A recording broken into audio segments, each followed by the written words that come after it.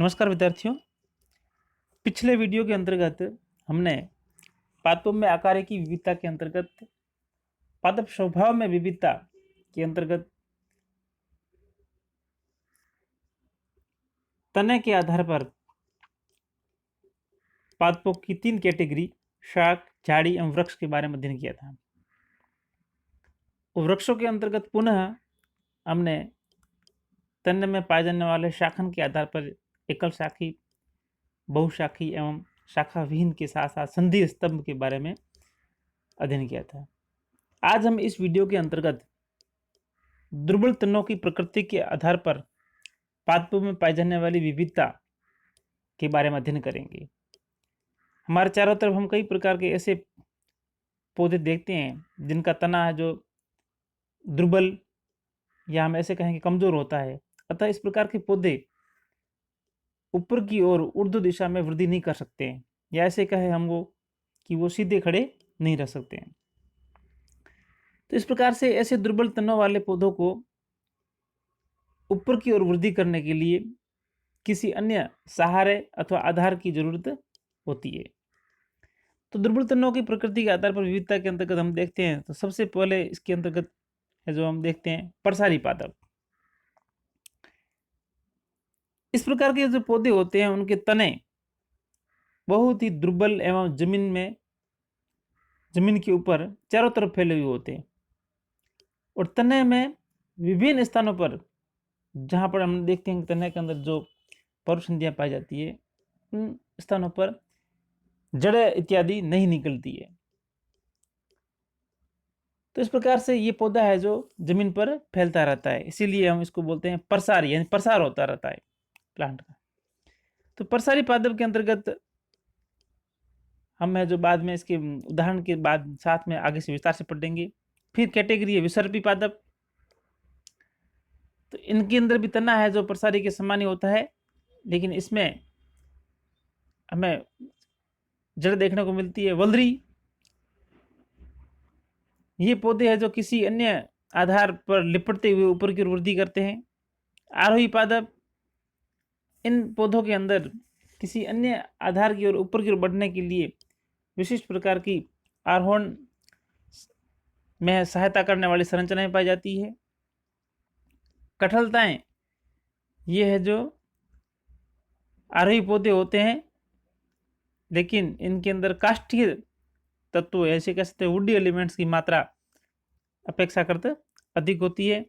और अंतिम कैटेगरी है वो है अधिपादप, यानी दूसरे पौधों के ऊपर उगने वाले प्लांट। अब हम इन सभी प्रकार के जो पादप जिनके अंदर तना दुर्बल प्रकृति का है उनके बारे में उदाहरण सहित विस्तार से अध्ययन करेंगे। प्रसारी पादप, प्रसारी पादपों के अंतर्गत जैसा कि हम देख चुके हैं कि यानी ये प्लांट जमीन पर फैलते रहते हैं, इसलिए इनको प्रसारी पादप बोलते हैं। और इनके अंदर तने में जो पर्वसंधियां पाई जाती है वहां से कोई अपस्थानिक शाखाएं सॉरी जड़ें इत्यादि नहीं निकलती है। प्रसारी पादपों के अंतर्गत हम देखते हैं तो सबसे पहला है श्यान। श्यान मतलब भूमि पर लेटा हुआ, इस प्रकार का प्लांट। जैसे इसके अंतर्गत हम देखते हैं ट्रिबुलस टेरेस्ट्रिस। फिर है आपके ऊर्ध्वशीर्षी, यानी ये इनके जो शाखाओं के जो शीर्ष होते हैं आगे वो ऊपर की ओर उठा हुआ होता है, बाकी सारा है जो फैला हुआ रहता है जमीन पर। और प्रसारी पादपों के अंतर्गत अंतिम में है वो विसरित, और ये इस प्रकार के जो प्लांट है उसके अंतर्गत आता है आपके बोराव या डिफ्यूजा, जो चारों तरफ है जो समान रूप से फैला हुआ होता है।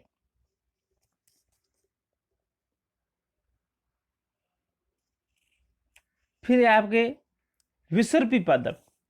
विसर्पी पादप क्रीपर्स बोलते हैं। इनका तना है जो प्रसारी पौधों के समान ही दुर्बल होता है, जमीन पर फैला हुआ होता है। साथ ही साथ इनके जो तने होते हैं उनमें हमें अपस्थानिक जड़ें देखने को मिलती है जो भूमि में प्रविष्ट कर जाती है। अब विसर्पी पादपों के अंदर हम देखते हैं ऊपरी भूविस्तारी, जिसके अंतर्गत साइनोडोन डाक्टाइलोन को हम देखते हैं, जिसे हम दूब घास कहते हैं। इसके अंतर्गत आप देख रहे हैं कि तना है जो जमीन के ऊपर है, जो चलता रहता है, और उसमें जहाँ जहाँ परवसंधियाँ पाई जाती है वहाँ से प्रस्थांग शाखा निकलती है और तना आगे से आगे फैलता रहता है। फिर ये आपके भूविस्तारी, यहाँ पर आप देख रहे हैं फ्रेगिरिया वेसिका, जिसे हम स्ट्रॉबेरी कहते हैं।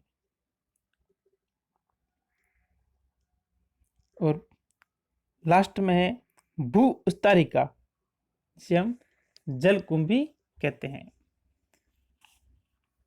तो विसर्पी पादपों की श्रेणी के अंतर्गत हम ये ऊपरी भूविस्तारी, भूविस्तारी और भूविस्तारिका, ये तीनों प्रकार के प्लांट्स देखते हैं।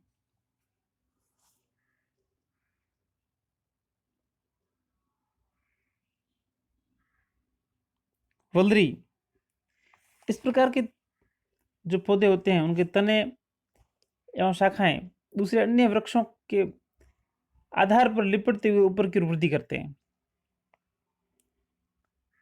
ऊपर की ओर वृद्धि करने या फिर ऐसे कैसे आधार पर लिपटने के लिए इनमें कोई संरचनाएं, प्रतान इत्यादि नहीं होती है।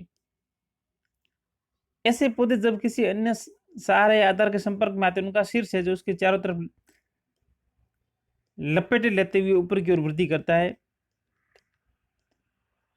एग्जाम्पल के रूप में हम देखें तो विग्ना, जिसे हम सैम कहते हैं। आरोही पादप, इस प्रकार के पौधों का तना भी दुर्बल होता है, परंतु इनमें ऊपर की ओर वृद्धि करने के लिए आधार पर मजबूत पकड़ बनाने के लिए कुछ विशिष्ट प्रकार की संरचनाएं पाई जाती है, जिसके द्वारा वो आधार पर चढ़ने में सफल होते हैं। अब इन आरोहण संरचनाओं के आधार पर ये पौधे अलग अलग प्रकार के होते हैं। सबसे पहले है प्रतान आरोही, फिर है मूल आरोही, फिर है अंकुश आरोही। अब हम सबसे पहले देखते हैं प्रतान आरोही।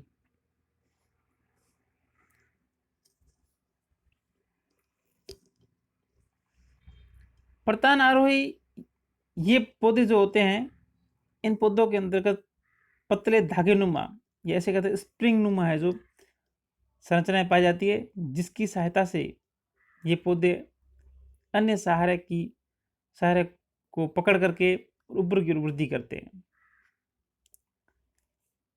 प्रतान आरोही के अंतर्गत सबसे पहले है पर्ण प्रतान आरोही, यानी इस प्रकार के पौधों के अंतर्गत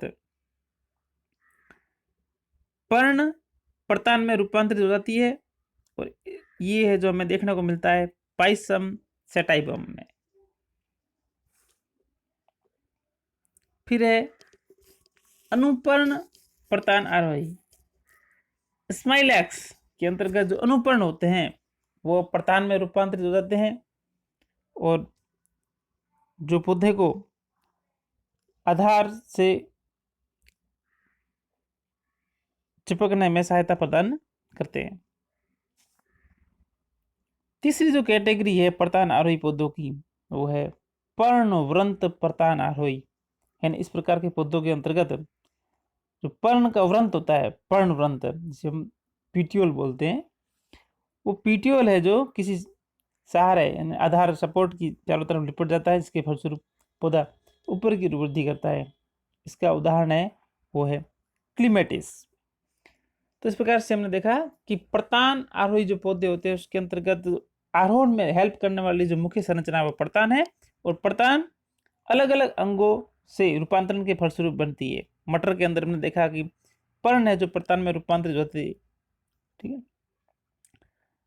स्माइलैक्स के अंदर आपने देखा कि अनुपर्ण है जो प्रतान में रूपांतरित हो रहा है, और क्लीमेटिस के अंदर पर्णव्रंत है जो प्रतान में रूपांतरित हो रहा है। इस प्रकार से है जो अलग अलग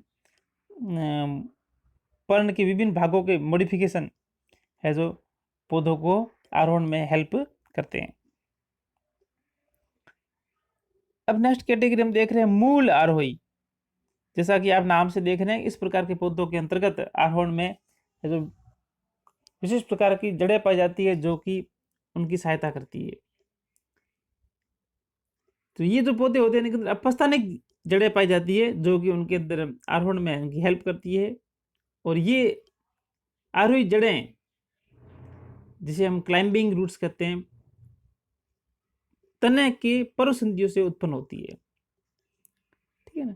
उदाहरण के रूप में हम देखें तो इस प्रकार की जो जड़ें होती है जो किसी हम क्लाइंबिंग रूट्स कहते हैं, जो आरोहण में हेल्प करती है, ये हमें पाइपर बीटल, जिसे पान कहते हैं, उसके पौधे के अंतर्गत, और पोथोस, जिसे हम मनी प्लांट कहते हैं, के अंतर्गत हमें देखने को मिलती है। फिर अंकुश आरोही यानी हुक क्लाइंबर्स, यानी इस प्रकार के जो पौधे हैं उन पौधों के अंतर्गत हुक लाइक स्ट्रक्चर पाई जाती है, जिसे हम स्पाइन्स कहते हैं या कंटिकाएं। और ये जो नुकीली संरचनाएं होती है, ये किसी आधार के अंदर फंस जाती है या उसको जकड़ करके रखती है, और जो पौधों को उस आधार पर चढ़ने में सहायता करती है। अब अंकुश आरोही पौधों की बात करें तो हम देखते हैं बोगनविलिया। ये है जो प्लांट आपको अपने चारों ओर सजावटी पौधे के तौर पर देख सकते हैं। और दूसरा जो सॉरी इस पौधे के अंतर्गत आपको है जो ये यहाँ पर इस दूसरे चित्र के अंतर्गत देखोगे तो आपको है जो ये हुक लाइक कंटक है दिख रहा है आपको, अंकुश जिसे बोलते हैं। ये है जो पौधे को ये जो हुक लाइक स्ट्रक्चर है, कंटक, किसी आधार के अंदर फंस जाता है और बाद में पौधा ऊपर की ओर वृद्धि करता है।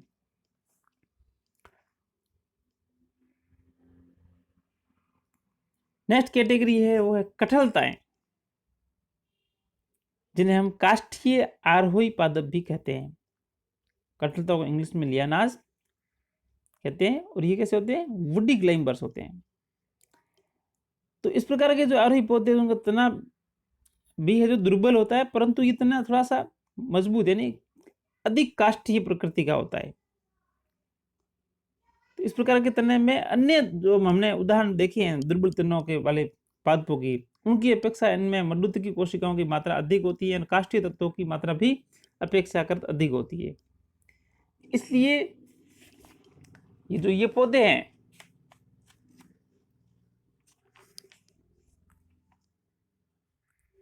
वो अन्य पौधों की अपेक्षा थोड़े से मजबूत होते हैं। उष्णकटिबंधीय वर्षा वनों में इस प्रकार के पौधे हमें अधिक मात्रा में देखने को मिलते हैं। अब इसका जो तना है वो अधिक वुडी तत्व युक्त होते हुए भी इतना दृढ़ नहीं होता है कि वो सीधा खड़ा रह करके ऊपर की वृद्धि कर सके। इसलिए ये अन्य पौधों के ऊपर है जो लिपट करके ऐसे आगे बढ़ता है। उष्णकटिबंधीय वर्षा वनों में हमें इस प्रकार के पौधे देखने को मिलते हैं। उदाहरण के रूप में हम देखें तो आपके ये टिनोस्पोरा, जिसे हम नीम गिलोय कहते हैं, वो इस कठलताओं की श्रेणी के अंतर्गत हमें देखने को मिलता है। तो कठलताओं में कोई विशिष्ट प्रकार की ऐसी संरचना नहीं पाई जाती है क्लाइंबिंग करने के लिए। अधिपादप, जैसा कि हमें नाम से लग रहा है कि अधिपादप मतलब किसी अन्य पौधे के ऊपर उगने वाले पादप।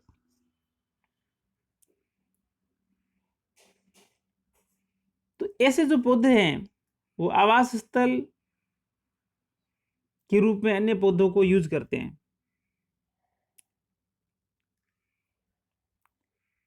जबकि ये होते स्वपोषी हैं, इसलिए इन अधिपादप जो है एपिफाइट्स, इनको हम है जो स्पेस पैरासाइट कहते हैं, क्योंकि ये होस्ट का सिर्फ है जो स्पेस के लिए यूज करते हैं। तो इस प्रकार से हम कह सकते हैं कि वे पौधे जो दूसरे पौधों के ऊपर या उनके शरीर के ऊपर अपना जीवन यापन करते हैं, ऐसे कह सकते हैं कि उन पौधों को ये आवास के रूप में यूज करते हैं, अधिपादप कहलाते हैं। लेकिन ये अपना भोजन है जो स्वयं बनाते हैं। कई सारे है जो आवृत्तबीजी पादप हमें इस अधिपादप के रूप में देखने को मिलते हैं। उदाहरण के रूप में हम देखें तो वेंडा जिस एक अधिपादप है, इसके अलावा डेंड्रोबियम भी इसी प्रकार का एक अधिपादप है। अब इन अधिपादप पौधों के अंदर एक विशिष्ट प्रकार का जो अभिलक्षण है वो है वातावरण की नमी को अवशोषित करने का। यानी इन पौधों के अंतर्गत आप अगर चित्र में देख रहे हैं तो विशिष्ट प्रकार की जड़ें हैं जो नीचे की तरफ लटकती हुई दिखाई देती है, जिन्हें हम हाइग्रोस्कोपिक रूट्स या आर्द्रता ग्राही जड़ें कहते हैं। जो वातावरण में उपलब्ध आर्द्रता होती है, ह्यूमिडिटी, उस आर्द्रता को वो जड़ें है जो सोख लेती है, अवशोषित कर सकती है, जिसके फलस्वरूप पौधा अपने जल की कमी को पूर्ण करने में सक्षम होता है।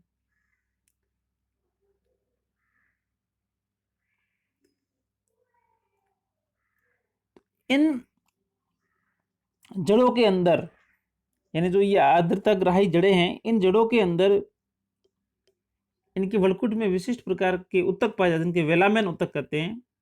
ये उत्तक वायुमंडल में उपस्थित नमी को अवशोषित करने की क्षमता रखते हैं।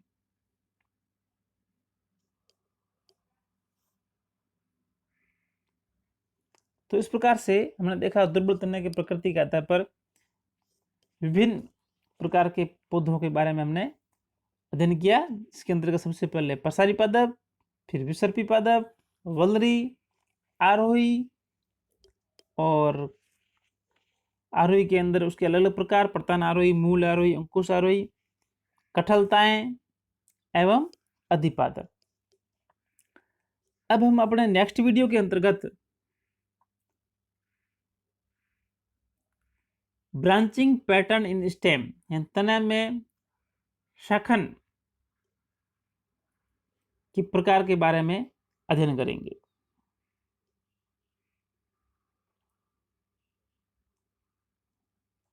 धन्यवाद।